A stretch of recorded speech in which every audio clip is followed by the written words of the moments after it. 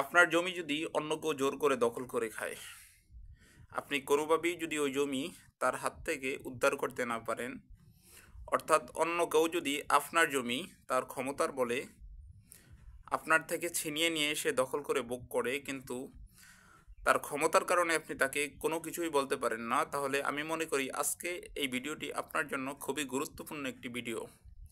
ভিডিওটি না টেনে শেষ পর্যন্ত দেখবেন, কারণ আজকের এই ভিডিওতে আমি আপনাকে শিখিয়ে দিব এমন একটি টোটকা, যে টোটকাটির মাধ্যমে আপনি আপনার পাওনা জমি খুব সহজে উদ্ধার করতে পারবেন।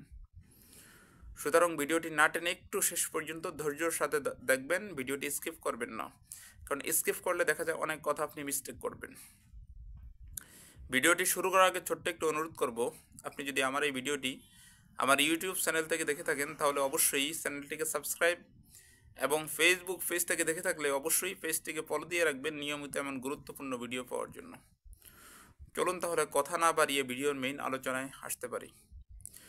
দর্শক, অনেক সময় হয় কি, আমাদের প্রাপ্য কোনো জমি বা আমার জমি ক্ষমতার বলে আমি খেতে পারি না, অন্য একজন নিজের মতো করে ভোগ করে, কিন্তু আমি ক্ষমতার বলে তাকে কিছু বলতেও পারি না।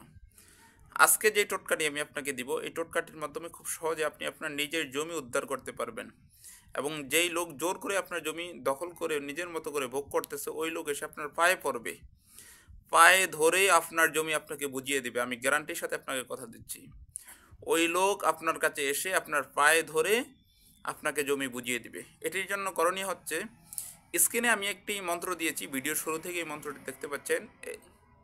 এই মন্ত্রটি হচ্ছে এই জমি দখল করার মূল হাতিয়ার। আপনার প্রয়োজন হবে দুইটি তার ছবি, অর্থাৎ যেই লোক আপনার জমি দখল করে খাচ্ছে তার দুইটা বড় সাইজের ছবি প্রয়োজন হবে। আপনি তার ছবি মোবাইল থেকে প্রিন্টের মাধ্যমে আপনি বের করে নেবেন কম্পিউটার দোকান থেকে। প্রিন্টের মাধ্যমে বের করার পরে স্ক্রিনে যে মন্ত্রটি, এই মন্ত্রটি তার ছবির অপর সাইডে খুব সুন্দর করে লিখবেন। দুটা ছবির অপর সাইডে খুব সুন্দর করে লিখবেন।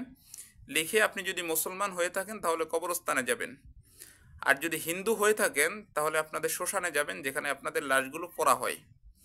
মুসলমান হয়ে থাকলে আপনি কবরস্থানে যাবেন, হিন্দু হয়ে থাকলে আপনি শ্মশানে যাবেন, যেখানে আপনাদের লাশগুলো পোড়ানো হয়। মুসলমানরা কবরস্থানে যাবেন, যেখানে আপনাদের লাশগুলো দাফন করা হয়। ওখানে গিয়ে আপনার লাগবে একটি বাসন। বাসন কোনটি আমি আপনাকে দেখিয়ে দিচ্ছি ভিডিওতে।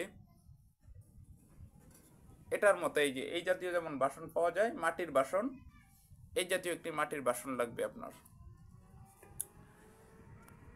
এই মাটির বাসনটির ভিতরে আপনি ধূপ জ্বালাবেন। ধূপ এটা আপনি বাজারে কিনতে পাবেন। ধূপ জ্বালিয়ে তার একটি ছবি আপনি বাসনের নিচনে রাখবেন, অর্থাৎ বাসনটা যেটার ভিতরে ধূপ চলবে এটার নিচনে রাখবেন। আরেকটি ছবিকে আপনি ধূপের আগুনের ভিতরে আপনি জ্বালিয়ে দিবেন। আর ওই জায়গায় এই স্ক্রিনে যে মন্ত্রটি দেখতে পাচ্ছেন, এই মন্ত্রটি 41 বার পরে ওই ধূপের ভিতরে 41টা আপনি ফু দিবেন। আমি মনে করি 100% আমি আপনাকে গ্যারান্টি দিচ্ছি, ওই লোক এসে আপনার পায়ে ধরে আপনার জমি ফেরত দেবে। আমি আপনাকে গ্যারান্টি দিচ্ছি। এখানে যদি আমার কোনো কথা আপনি না বুঝে থাকেন তাহলে স্ক্রিনে দেওয়া যে ইমো এবং হোয়াটসঅ্যাপ নাম্বার আছে, এই নাম্বারে ইমোও খোলা আছে, হোয়াটসঅ্যাপও আছে, আপনি আমার সাথে যোগাযোগ করতে পারেন। আমি আপনাকে সম্পূর্ণ ব্যাপারটি বুঝিয়ে দিব ইনশাল্লাহ। 100% আমি আপনাকে গ্যারান্টি দিচ্ছি এই টোটকার মাধ্যমে কাজ হবে। এছাড়া জমি দখল করার জন্য আরও অনেক গুরুত্বপূর্ণ টোটকা আছে, আপনারা আমার সাথে যোগাযোগ করলে আমি অবশ্যই আপনাদেরকে বুঝিয়ে দেব। দর্শক, আমার ভিডিওটি দেখে যদি আপনি একটু উপকৃত হয়ে থাকেন তাহলে অবশ্যই আমার চ্যানেলটিকে সাবস্ক্রাইব এবং ভিডিওতে একটি লাইক এবং একটি গঠনমূলক কমেন্ট করে যাবেন। ধন্যবাদ।